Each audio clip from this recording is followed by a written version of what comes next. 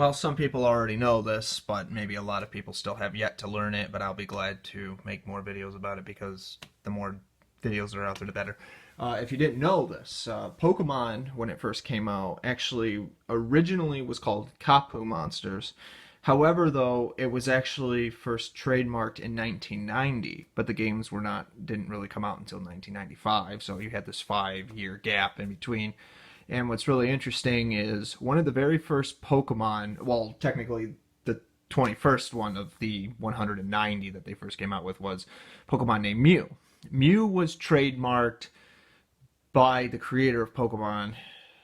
You know, the first time it was attempted was in 1990, but it was like 4 years later it would eventually finally get trademarked and used.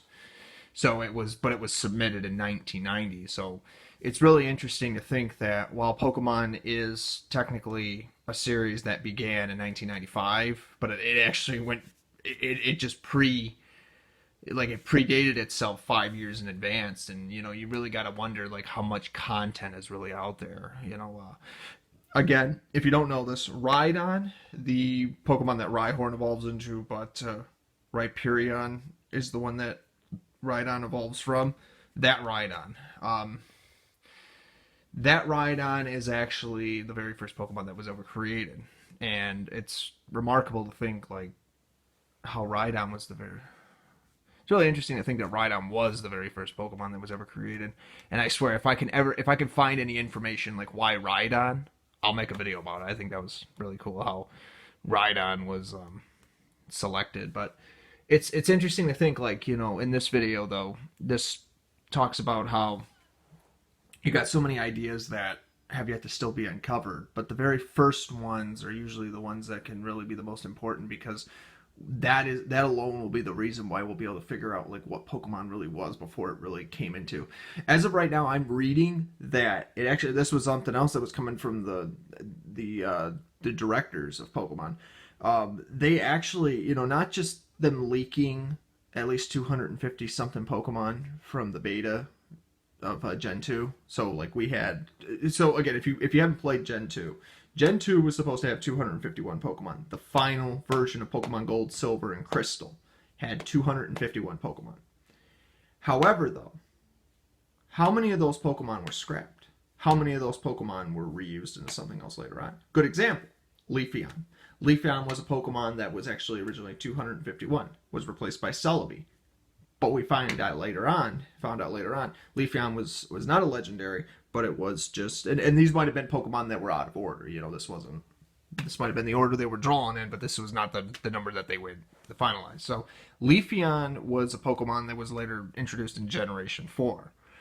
It's very possible that, you know, there could have been other Pokemon that, see, this is why people make these videos, why people try to solve these documentations, and even I got to be careful with what I word, because what's really interesting is, you know, again, a lot of beta ideas that were later introduced or later created would, you know, we had to figure out which ones were finalized, which ones were scrapped, which ones might have been scrapped for the time being due to a cutoff date, but then later recycled into something else. We just have to figure this stuff out as we go along. But as of right now, here's where the double-edged sword begins. So this is what the problem is with these beta designs. Because unless we have proof that a lot of them existed, we might not know exactly 100% like how many Pokemon were scrapped from Generation 2.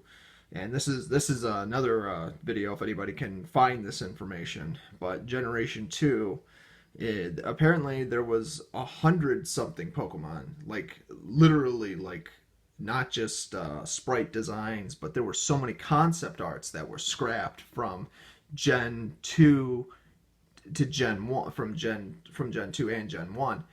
And a lot of these Pokemon, believe it or not, we'd have to figure out, like, which ones did make it, which ones didn't, and figure out what happened to those Pokemon in the history, you know. And it's quite interesting. Like, maybe a lot of the Pokemon that we've seen throughout the whole generations were actually Pokemon ideas throughout the idea. And then like, once the next games came out, it's like a collaboration. You know, another Pokemon game gets released, people play through it, we figure out what the game itself was about, but then we try to figure out the lost history, like all the beta designs, the alpha stages, and all that before, and this is where this whole mess really begins, because everybody always likes to learn new things, especially about a series they grew up with, but how many people knew, like, it's like, anywhere between Missing No being like Gen 2 Pokemon, and then anywhere between finding out how many concept arts changed. And I honestly think the one thing that really got me was the fact that Gen 2 was supposed to be Gen 1. It's remarkable, because Gen 2 had a cutoff date, or Gen 1 had a cutoff date, and Gen 2 eventually they decided to make a sequel. So rightfully so. Tons of people play Pokemon Gen 2, and so we find out that all these Pokemon were basically in Gen 1 to Gen 2. And then when Gen 3 came out, even though that's a different series, it really made you wonder, like, how many ideas were reworked into something else later on.